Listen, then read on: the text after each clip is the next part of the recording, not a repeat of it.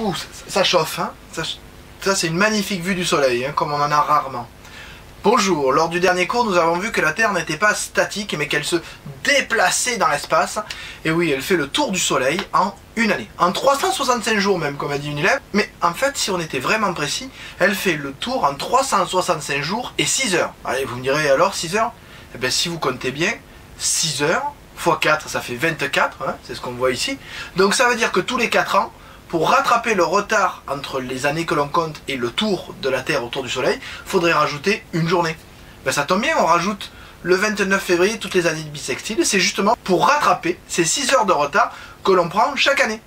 Donc au bout de la 4e, on en rajoute 24, 6 x 4, 24, c'est bon, on a rattrapé le retard. Toujours est-il que vous notez la suite du cours en rouge, grande 3. La Terre est affectée par plusieurs mouvements, sautez une ligne en bleu. La Terre n'est pas immobile dans l'espace, virgule, elle tourne autour du Soleil, point. Elle met 1 an à faire un tour complet, point. Mais nous avons vu quelque chose d'important, à savoir ce tableau. Vous vous souvenez peut-être, ce tableau montre la distance entre la Terre et le Soleil à différentes périodes. Et nous avions vu que cette distance pouvait varier légèrement, de quelques 4 millions de kilomètres, bon, sur 150 en tout, d'accord, mais varié quand même. Donc vous notez à la suite du cours, sautez une ligne. Lors de cette rotation, la distance n'est pas tout le temps la même, virgule, il y a de légères variations dans son orbite, point. Sautez une ligne, définition à la ligne. Orbite de point, trajectoire fermée suivie par un corps céleste autour d'un autre corps céleste de manière périodique, virgule, sous l'influence de la gravitation, point. Donc, l'orbite de la Terre n'est pas tout à fait circulaire. Alors, pas tout à fait, mais attention, hein, si on ramenait cette différence à un cercle de rayon d'environ 10 cm, il n'y aurait que quelques millimètres d'écart entre le côté le plus plat et le côté le plus large. Donc, finalement, pas grand-chose si on devait compter par rapport à la vraie orbite terrestre sur ces millions de kilomètres. Du coup, il faut quand même garder bien à l'esprit que ce type de représentation, là, en orbite totalement allongée, est vraiment, vraiment faux.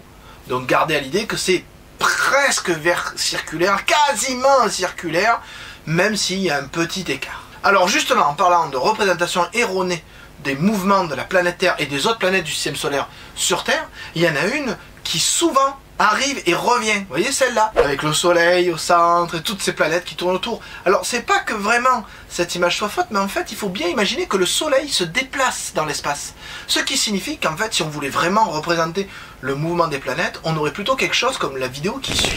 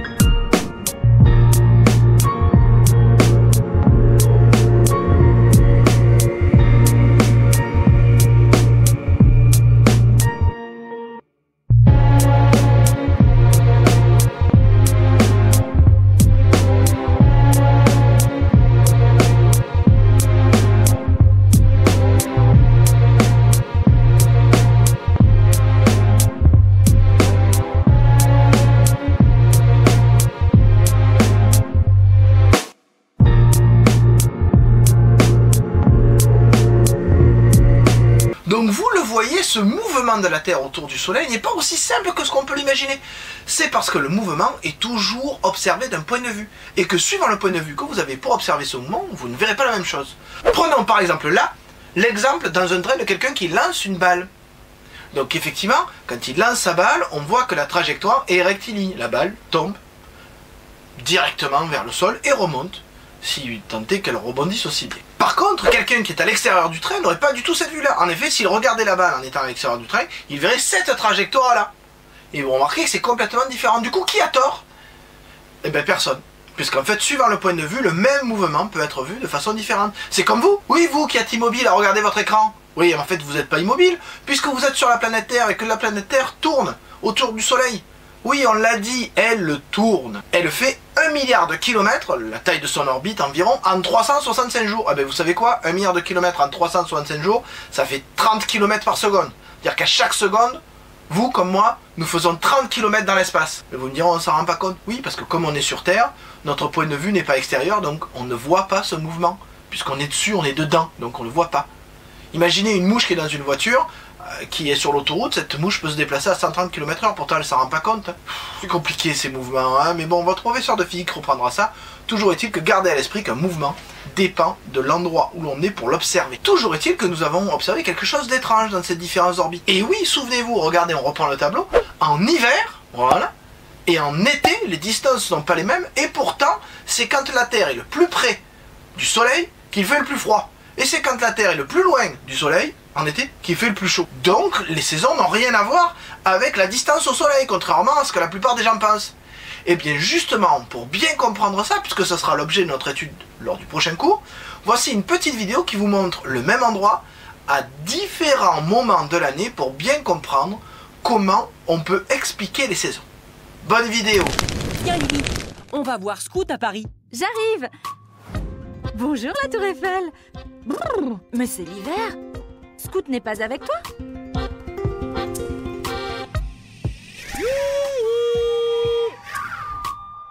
Mais où es-tu?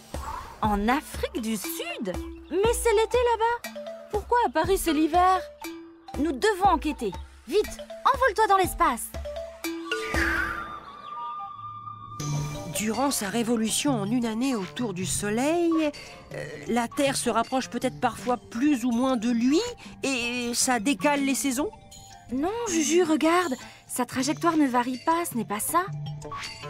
Scout, montre-nous ce qui se passe le 21 décembre. L'Afrique du Sud reçoit directement les rayons du soleil. Le soleil est haut dans le ciel. C'est à ce moment de l'année que la journée est la plus longue. C'est l'été. Et pendant ce temps, que se passe-t-il en France pour notre Tour Eiffel? Oula, soleil bas, journée courte. La durée d'ensoleillement est faible, donc il fait froid. C'est l'hiver. J'ai compris. Scout, emmène-nous vite au 21 juin, au début de l'été en France. Regarde Lily, le 21 juin, c'est l'inverse. À cause de l'inclinaison de la Terre, Paris reçoit alors plus de soleil. Il fait chaud, c'est l'été. Alors qu'au contraire, chez notre Springbok, c'est maintenant l'hiver. Alors, c'est plus clair? Effectivement, les saisons dépendent de la hauteur du soleil dans le ciel et donc de l'angle d'arrivée des rayons du soleil. D'ailleurs, pensez à le mémoriser puisque ce sera la question bonus de la prochaine fois, de même que la définition, évidemment, je la demanderai. Donc, je le répète, les saisons sont liées à la hauteur du soleil dans le ciel. Plus le soleil est haut dans le ciel, et plus la saison est chaude, plus le soleil est bas dans le ciel, donc moins il va éclairer, et plus il va faire froid. Maintenant, me direz-vous, certes, ça répond à la question, mais ça n'explique pas pourquoi le soleil est plus ou moins haut dans le ciel. Mais ça, c'est ce que nous verrons la prochaine fois. Sur ce, je vous dis à bientôt.